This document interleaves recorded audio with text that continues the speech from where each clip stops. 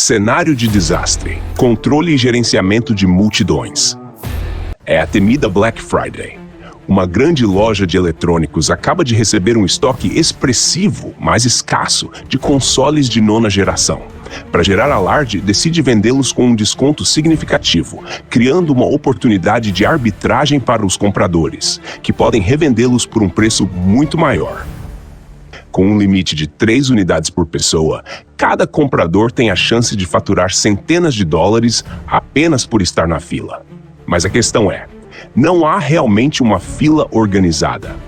Em vez disso, há uma massa disforme de pessoas, ocupando todo o espaço do shopping, crescendo cada vez mais conforme a abertura da loja se aproxima. Os seguranças, com dificuldade, atravessam a multidão e se posicionam na entrada. Munidos de um megafone, tentam organizar a situação. Formem uma fila ordenada. Temos apenas 500 unidades. Nem todos serão atendidos, por isso precisamos que cooperem. No entanto, a multidão ignora o pedido. Os minutos passam e os seguranças optam por liberar pequenos grupos pela frente, tentando impedir que a loja seja invadida de forma descontrolada. 30 minutos depois, o que era previsível acontece. Um esmagamento fatal. O fundo da multidão, temendo a escassez iminente dos consoles, se movimenta impacientemente para a frente. O núcleo central da massa humana torna-se compactado, os indivíduos perdem a capacidade de se mover livremente, e alguns, infelizes, sucumbem à asfixia. O caminho de escape é para dentro da loja, mas a segurança, focada em conter a multidão, interpreta os pedidos desesperados como simples excitação dos compradores. O resultado é inevitável. Um esmagamento em escala crescente. Psicologia das multidões. O que torna um evento perigoso? A maioria das multidões não resulta em desastres. O que torna esse cenário específico tão perigoso? Tradicionalmente, havia a crença de que grandes reuniões de pessoas levavam inevitavelmente a um comportamento irracional e destrutivo, desumanizando o indivíduo. No entanto, estudos recentes indicam que essa ideia está desatualizada. Curiosamente, em situações de emergência, quando se esperaria que as pessoas agissem de maneira puramente egoísta, ocorre o oposto. Prevalece o instinto de cooperação. Em incêndios de grande proporção, por exemplo, raramente se observa o pânico desordenado retratado em filmes.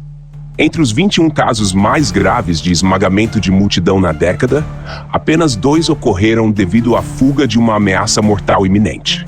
Um no Iêmen, causado por uma explosão elétrica, e outro no Egito, quando fiéis tentavam escapar de um incêndio em uma igreja.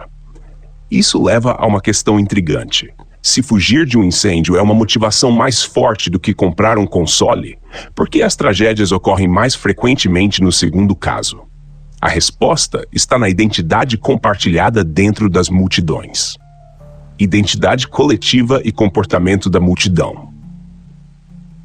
Um fenômeno comum observado por psicólogos de multidão é que, quando um grupo compartilha uma identidade forte, a cooperação entre seus membros tende a aumentar.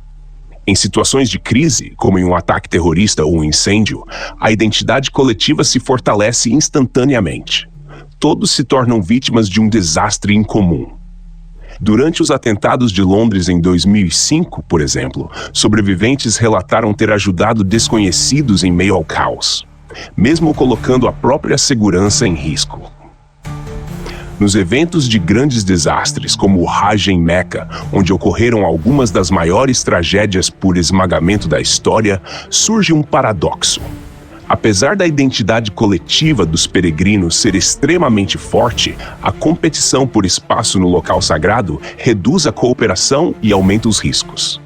Em contraste, em tumultos e protestos violentos, nos quais a ideia de mente de multidão sugere um comportamento irracional, os incidentes de esmagamento são surpreendentemente raros.